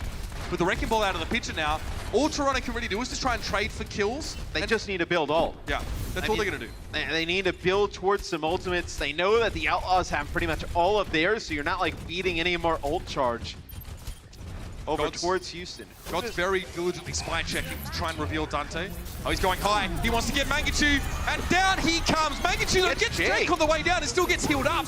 Jake's brought back to life, so we have a 6v6, a pitch battle, but Moomer and Jake again respond. It's going to be the barrage claiming Mangachu, whilst Mangachu gets Linksa. But Jake still survives, and the most important part is Yakpung, and he is not where he needs to be. Yeah, it was like a 4v4 scenario that Toronto will now back away from. You'll get both teams to about full strength here. As they get a hat. They actually sleep Muma. They boop him forward and then biotic him. Oh, they would have connected too. God saved the life of Neko. But Jake gets Mangachu again. He's winning the Pharah battle pretty comfortably now. Neko desperately trying to keep Aid up, but the Pound Tribe are pressuring even more. And Logic's now falling to Jake, who is having a standout performance on this Pharah, putting one of the best to shame so far on this defense. Yeah, you are building up some ultimate charge here for the Defiant, as you'll have another barrage, you'll have your nano boost, and minefield. So you have a few ultimates to work with. You just have to be careful for this Dante EMP. He's done a very nice job farming it up this far. Is about 20-25 seconds faster than Logic's, which over the course of the game, I mean, it doesn't seem like a lot when you kind of read the stat out, but over the course of the game, having it in fights like this is huge. Up goes Yakpung, like the pendulum. Jake backing away here, giving Mangachu a bit of space. Oh! Point blank! But he's put to sleep. There might be a chance for a trade here. Point gonna go for the resurrect, and Aid can't do much. Jake's back in the fight now. Mangachu very low. Raucus hit him hard. Aid's gonna keep him up though, and Lynx has gone down to Logic's. So the Outlaws are playing at a player disadvantage. They do not have their Tracer here. What else can they do? They need to find a response. Kill Jake, that is filthy. One more shot would get the job done. He can't quite get it though, and now he's gonna get chased down by Gods. Toronto up 3 players, and they're in great position to capture the point now. Yakpung does get hacked as he comes down, but it's fine. He's got support. Eventually falls to Linksa. Linksa with 2. Linksa trying to save the day here. He's going to return to the point with the barrage coming in from Mangachu. Mangachu being protected. Linksa can't contest. He'll try and step onto the point, but Neko's being healed up by Aid right now, and there's nothing to be done. Bionic grenade on Linksa means he can't. And the Defiant break through. They get that first checkpoint. 2 minutes 23. It's not a lot of time to hit this second phase with, though. Yeah, not pretty offenses from either of these teams, but Toronto able to break through at the end, a lot like how the Outlaws ended up taking the point. Both teams kind of playing on it for such a long time. One player stepped off for literally like a half of a second. They're able to take the point back. So use a nano on it, then go again. Then go shoot again. He doesn't have a barrage, and he's hacked now. He does nothing. He's just a lemon. He has to back up. Right, so now you kind of wasted your nano boost. Why didn't you give it to Sombra to help get out quicker? Why didn't you give it to Yakpung? You see a lot of teams give it to the Pharah because you can hit like some of these like one-shot rockets across the map. As barrage comes down there, sleep comes through. So you did get a hack on a Muma there, but you're not able to finish it off. As now you'll have Yakpung switch over to Winston here as the damage dealers are giving you trouble. What do you think Gods is adding with this D.Va here? I mean, Houston obviously aren't taking a D.Va, and they often don't in this setup. The D.Va is good for like the spy checking of the Sombra. It's good to kind of get to the back line, peel for the Tracer pressure. That's going to go for your Ana. I mean, because really, Aid is going to be, hanging on to Mangachu. So it's really just protecting Neko in the back line. So in and then out. 4 players EMP'd, but Mangachu's able to stay airborne, so is Aid. Looks like that's still fine. Linksa knew that his opponent couldn't use Defense Matrix. Gods couldn't eat the Pulse Bomb. There's no follow-up damage, so Gods is able to be healed back up, kept in his mech. Mangachu hacked once more, but he forces the translocate out by Dante. Keeps himself safe for the time being. Jake looks like he's getting the nano boost this time around, but can he do more with it? Yakpung has slept, but he's looking for Mangachu. One shot would get the job done. Point goes for the blaster, though, and gets involved. With Moomer and Linksa down, though, Jake's looking for pot shots, and he's trying to stay safe. Trying to stay at arm's length here. Neko using a defensive biotic grenade, but there is 25 seconds left. The Defiant are running out of push. They're running out of puff at time. Jake hacked again, though. Brought down, but Mangachu goes first, and Jake still kept alive. This is huge for Houston. Yeah, they're not able to get that kill on a Jake. They got to get to the card here as well. The previous fight you had an EMP from Logic's only connects with 1 player. Gods will get Jake, use the self-destruct. He's going to have to get, he gets slapped before he can get rematched. That is huge. Moomer tries to come in here, and the Toronto Defiant. They run out of options. The Houston Outlaws hold strong. Mangachu's forced to get out of line of sight, but he's so low. He ate so much of the barrage. And the Outlaws Toronto one step closer to victory, one step closer to Stage 3 playoffs. It's been a grind from start to finish for them, but they can now see the light at the end of the tunnel. Big stuff, and Toronto have a lot to think about going into the next map. There's still a chance for a draw, a chance for map 5. We'll stick around and see how it plays out. The Overwatch League is powered by Intel. Game, record, stream without compromise on Intel Core i7. And by Omen by HP, the official PC and display of the Overwatch League.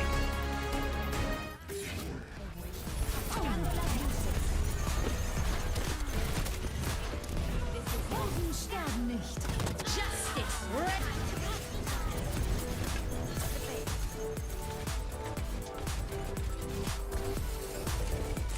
Like the pendulum. Jake backing away here, giving Mangachu a bit of space. Oh! Point blank! But he's put to sleep. There might be a chance for a trade here. Point going to go for the resurrect, and Aid can't do much. Jake's back in the fight now. Mangachu very low. Raucus hit him hard. Aid's going to keep him up, though, and Lynx has gone down to Logics. So the Outlaws are playing at a player disadvantage. They do not have their Tracer here. What else can they do? They need to find a response.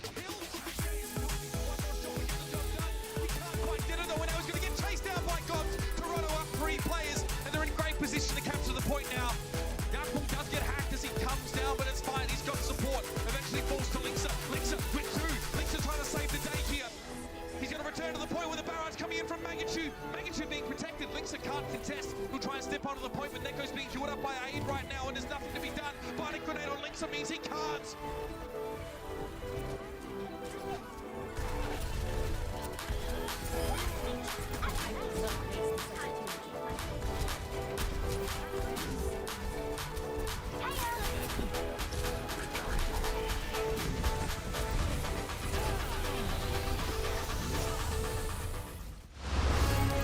Coca-Cola is the official refreshment of the Overwatch League.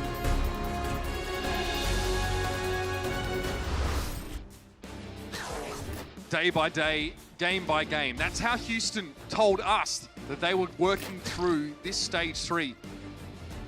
But I tell you what, I guarantee they're thinking about the chance of playoffs. A win here will send them into Stage 3 playoffs. And they want it bad. Eichenwald was an interesting affair. Their defenses look like it's vastly improved. Over map 2 and map 3, they've really shored that up. And the Toronto Defiant, for all their star power, and they have them, have not been able to break through. Been moments of individual brilliance, Matt, but not enough to put together a team fight win. I think you're still trying to figure out how, to play around Logics and some of the Sombra play. Dorado will be the next map. Didn't really see great EMPs from the Toronto Defiant. Really, the last one they used, it was just a solo EMP on the Linkser, who was playing Tracer at the time. Dorado, though, you can do some nice things if you're Toronto. And I was going to say, you can play a lot of Widowmaker here. You can play a lot of Pharah. So you've seen that in the past. Jake, the other day for the Outlaws, played Ashe here on Dorado. Doesn't look like we'll see that, at least at the start. Never know, but looks like here for Toronto on defense, you'll have the solo tanking Orisa, Pharah, Widow, Sombra in terms of damage dealers. Tough record for the Defiant on this map as well. 1-3 Dorado. Both of these teams have the same number of series wins in the Overwatch League this year, but Houston just tend to perform better when this one comes around. Living dangerously, Linksa knew there'd be a couple rockets coming, and he will politely wait for them to finish. Oh my gosh, Mangachu is dicing with death. I'm sure he's been here many times before, though. Oh yeah, I mean, he plays Pharah pretty much every map all the time. Like, you have to have a great idea of the angles of the way Linkser sees the game versus how he sees it. So no, he has some kind of cover in terms of the roofing. I am empowered. So we'll see what angle he takes now. So usually this is like a Widow flank, right? Where you see Widows come around on the backside. So he's just going to cover it with the Pharah. And maybe Logics will put the poison mine there as well, just as an early warning system in case someone comes over that wall. Linksa maybe didn't notice that Mangachu's above him right now. Yakpung is hacked, but the shield still stands. It wasn't an EMP, just an individual effort on him. Linksa's not found the sightlines. He's had a couple chances, but really, it's not that he's been missing shots, just not had the opportunity. He's in trouble now, though. Mangachu can't finish. He needs a lot of damage very quickly to overcome that Mercy heal, and he gets a shot in the rear end as he backs away. Both Widows, though, open up the account. Neko and Dante are both down. The Defiant can bring that kill back. Point can also resurrect, but he's not done so yet. He may not. No, that kill that goes on to Dante happens way in the back line. Neko puts him to sleep, and then they have Logix come over, finish it off. In the meantime, though, Muma was able to take out Neko, but you have the Mercy, so you res it right back up. So Muma will now play a Risi. I think you need a little bit more sustain on the cart. Like, there's someone who can actually just kind of pressure out. Because right now, I mean, y'all kind of standing tall. Is now you may have to, let's see, the res may not be up for Toronto just yet. Okay, there it is. Mangachu's brought back into the fight, but the Outlaws are already very aggressively positioned. Lynx has found Logix, or has Logix found him? Dante gets there, it's a pincer onto the Defiance Widowmaker, and Yakpog is in deep trouble. Lynx are playing very aggressive off angles. Mangachu trying to salvage, but he's only found Muma. Jake's shutting it down though. Look at Neko and Gods, not a chance for them. With Lynx out of the way, there's still 4 players here for the Outlaws, and Jake has a nano boost, by the way. Of all things, Mangachu is now put to bed. Jake not really fussed about the fact that Aid was there. An easy pick-off. And that Sonic Arrow into the arch means Logix has to run. Yes, Logix gets one, but not enough to contest towards the end. Mangachu now switches off of the Pharah. It's not really working against the double sniper setup here. Definitely not here. I mean, this is way more open than that first area. It's hard to get out of sidelines. Oh dear, Jake needs protection. I don't think he's going to get it. He's hacked. Yeah, taken down. Yep. Slept, hacked, eliminated rather quickly. The biotic grenade got thrown on him as well. Yeah, this allows him to control some of the high ground. A biotic grenade on the other side. Yeah, and that connects with both Mangachu and Aid, as Aid was actually asleep. They were going for the kill on Aid. They pick up Mangachu instead. That'll get rezzed up though. Very artful biotic grenades. The Outlaws are trying to set up like a crossfire here. And they've slept Gods up on the high ground now as well. As biotic grenade. Both Anna's going sleep for sleep.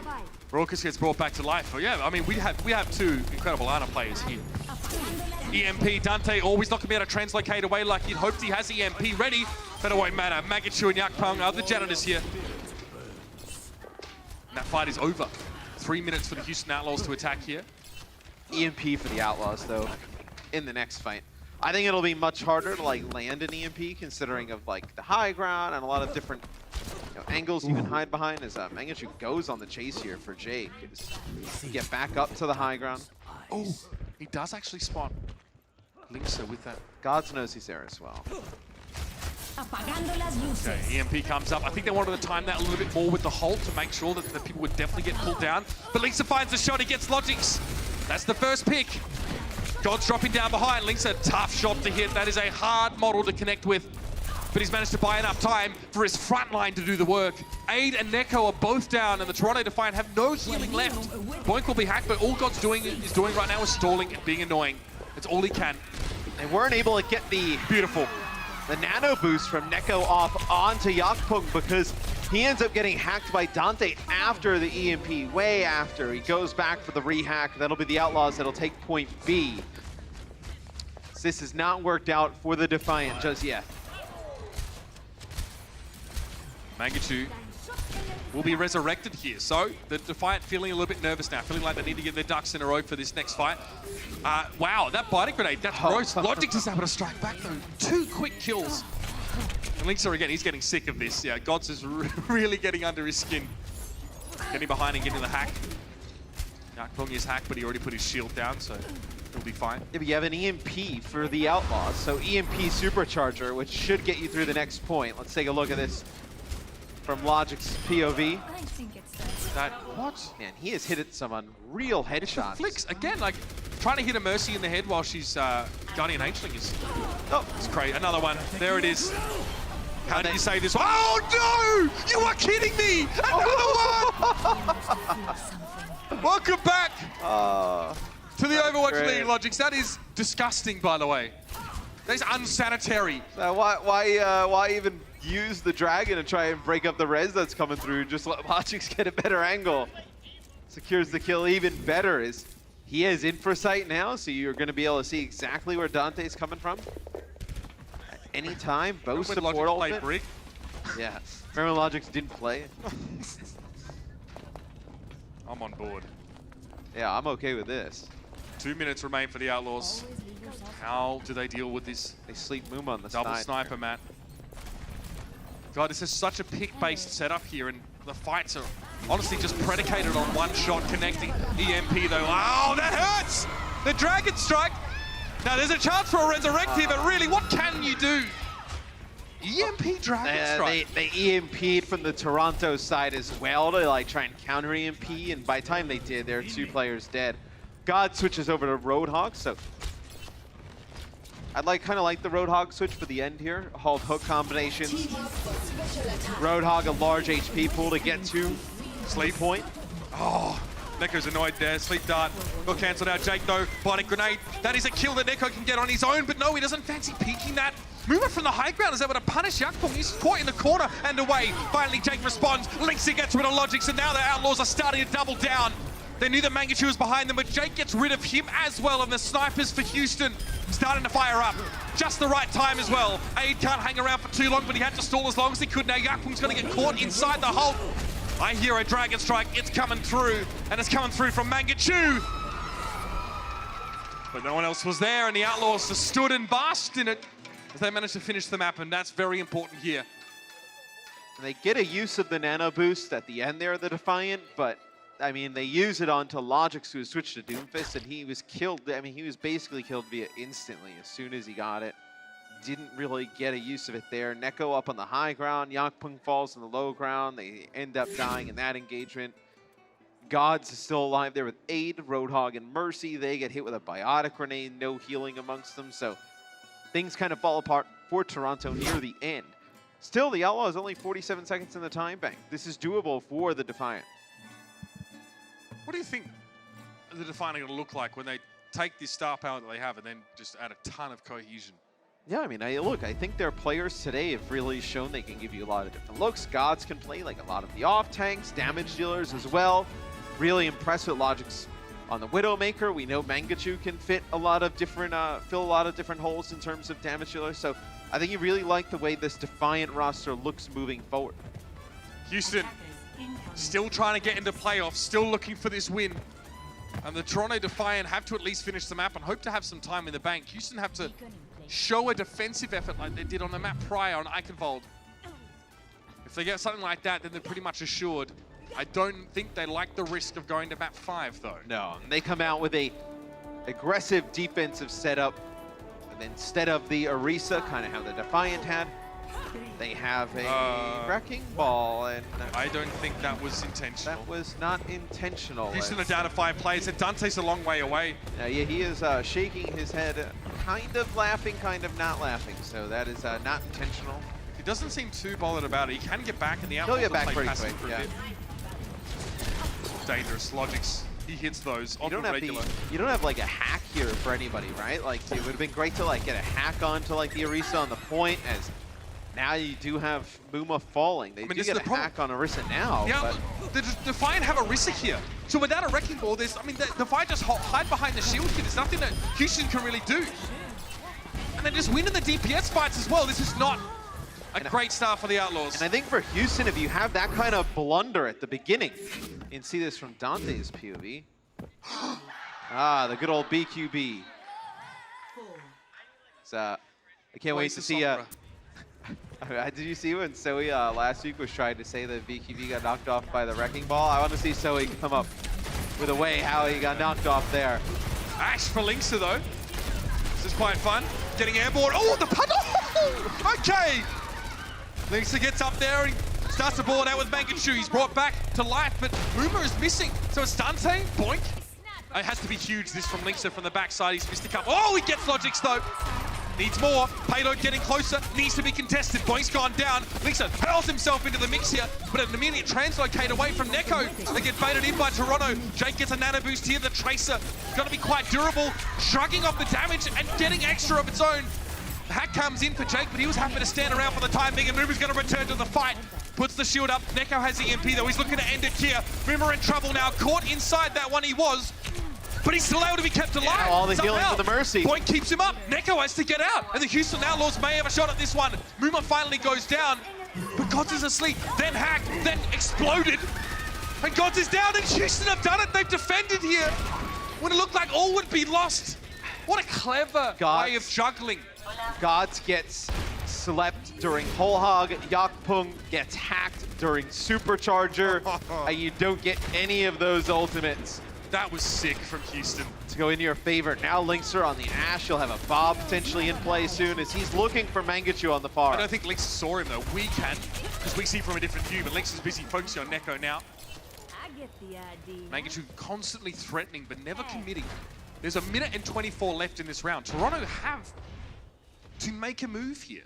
And this is just the first point. They're so far behind in terms of ultimates. EMP, so much in that fight. Bob, Supercharger, Nano Boost. They spent a ton towards the end of that fight. They thought it was pretty much won. Muma down. It's worth though. Also down, Linkser's going to cause him some problems here. He can't get away, so that's the 1-for-1. No Farah presence. Linkser, a lot going on, but he gets Bob out. Bob hammering Yakpung, he has to hide in the corner. Bob got 8 and he had Valkyrie. The 7th man for the Houston Outlaws delivering. Linkser a little low, but he's safe where he is now in the Defiant. Oh, you got to be starting to sweat now. This is getting grim. They don't have an Ana, so you can't put the Bob to sleep. The Bob kind of gets in the corner behind as you have Muma who will tank out Gods here. So 30 seconds left. EMP, Valkyrie, Supercharger, Nano Boost. So Raucus can't get hit by this EMP. You kind of want to have Muma like stand on an island, take the EMP for the team, and then get Nano Boosted. Suspense now, are you feeling it? Well, they forced Neko to translocate because he gets hit by the dynamite. This hold is also going to slow them down. Jake now in a battle with Logix on the high ground. Logix goes past him. He knows they have the touch of the payload, so this gives Jake some freedom to work. Linkser though is taken down. Gods hits the hook. Muma going to go for the supercharger. That gets shut down. He's going to be kept healed up by Point for the time being, but Raucus is on the side. He's down. Dante has to commit, but that EMP from Toronto was enough to break through here in overtime. The payload gets to the first checkpoint. Yes, Raucus not able to get away from the EMP. He gets hit by it, not able to use the Nano Boost. See through the dragons. On a potentially one of the players on the payload. You could be playing for the long game here, though, if you're the Outlaws. Nano, Valkyrie, and EMP here. Probably only need the EMP to win this one. As because Logix brings out the Widowmaker, that'll have Linkser bring out a Widowmaker of his own. Oh, Muma! Can you res? You might have been expecting a shield respawn, sorry, the cooldown to come up. A little annoying. Has to be the res there. Big EMP though, 5 players caught by that one. Dante knows how to hit them. He has to trade himself forward though, and the EMP's now pretty much timed out. Getting 2 kills there is good, but Jake is in extreme danger. He's able to get that mega health pack though, and he can avoid Yakpung for the time being. I think Linkser hears Gods on the high ground. So he himself is dropping down, playing safe. Look at the push though. Houston goes so far for those kills. You'll res this, right? Yeah, you'll res this. Jake is unresable. Yeah. Neko, I think, thought about switching. He kept going back to the spawn, but he decides to stay on Sombra. Logix, he's going to get shot in the side here by Dante in a second. He sees Linkser. Dante harassing. This is a chance for Linkser to pressure. Logix trying to stay out of line of sight. Yeah, he has very high sensitivity. Yeah, I mean, look at how much he has to deal with. Dragon strike to the high ground. Oh, Muma didn't get forced off. He managed to stay up there, even with Neko harassing. Logix was looking for Jake in the courthouse. Doesn't see him, and Muma just holding. He's so hard to get rid of this Supercharger again. He's in trouble. Oh, he gets away. Fancy footwork. No one can hide. Logix now, though, with that infra side. Yeah, this is where he starts to punish. Raucus has to know he can be seen right now. That headshot on Muma, that's going to keep him honest. Oh, you're kidding. Raucus just gets away. This guy is so dangerous. Logix out there to do work, but Mangachu gets caught inside the hold. Logix can avoid it. But Logix, no Widow is an island. There needs to be more from the rest of the Defiant, and they're running out of time. They have 10 seconds. They need to strike a critical blow here on the Outlaws and get to this second checkpoint. EMP for Neko. Another EMP to save the day. Will that be the answer? Mangachu down. He combined with Linkser for the kill. The flank around. Dante gets his second. Goes for the hack. Doesn't quite get it on Gods, and Gods is able to find Jake as a result. Neko behind the combi, and yep, Bonk's going to run him down. It's just Gods. Just Gods. And that's it. No one else now from the Toronto Defiant can really contest. There'll be a wrecking ball, but will he get there? The answer is no! Houston Outlaws, a rough season 2 for them, but they will be in our stage 3 playoffs. So, towards the end there for the Defiant, well, a whole second half, their offense. You had 2 superchargers that you never got down. You used both of them. One you get hacked, I think, during the animation. The other one you get killed out of. And then there at the end, they get EMP. Neko doesn't get hit by EMP, but he doesn't counter EMP the Outlaws. He just kind of hides behind the truck. And he never actually even uses the ultimate. So a few key plays there, may have ended up turning some fights, making them a bit closer. But I think the Defiant, you saw a lot of positives today with Mangachu and Logix in the lineup. Something it's definitely still a work in progress. It's flashy. I think flashy is not something that was used to describe the Defiant beforehand. They were very disciplined, very well drilled. How they add this exciting component with all these new pickups, and it's great to see. The Houston Outlaws, though, we know that they can be flashy themselves. Huge individual skill going head-to-head. Sparks flew in this match, but it will be Houston going forward. We're going to head now down to the stage with an interview with Mika and Jake. Thanks, guys. I'm down here with my favorite waltz partner, Jake. Congratulations on your win. You are officially clinched. You are in the stage playoffs. So can you talk a little bit about the Houston Outlaws' journey this season? I mean, this season's been obviously really tough for us, but I'm so proud of our team. Like, this stage, just kind of starting from square one, but everyone had such a great mindset and was so focused. I feel like it's really working out well for us, and I'm just so proud of my team. And everybody out there, I know, is really proud of your team too. Wow, that was a screech. I love it. And we saw you on 8 heroes just this series alone, which is pretty impressive. So I got to ask, how do you change your mindset so quickly from heroes like an Orisa to Pharah or a Tracer?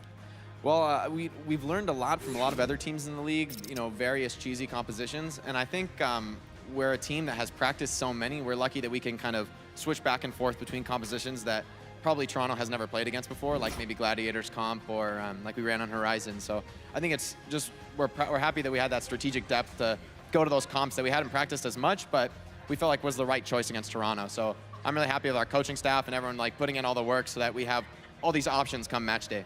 And put in the work you did. It has paid off once again. First stage playoffs this season, so congratulations. I know everybody's excited to see what you guys will do when we get there. That's all we have down here. Back to you, Mitch and Matt. Thank you very much, Mika. And yep, the man himself, Jake. Can't read words as fast as I can, but he's hella good at Overwatch, no doubt about it.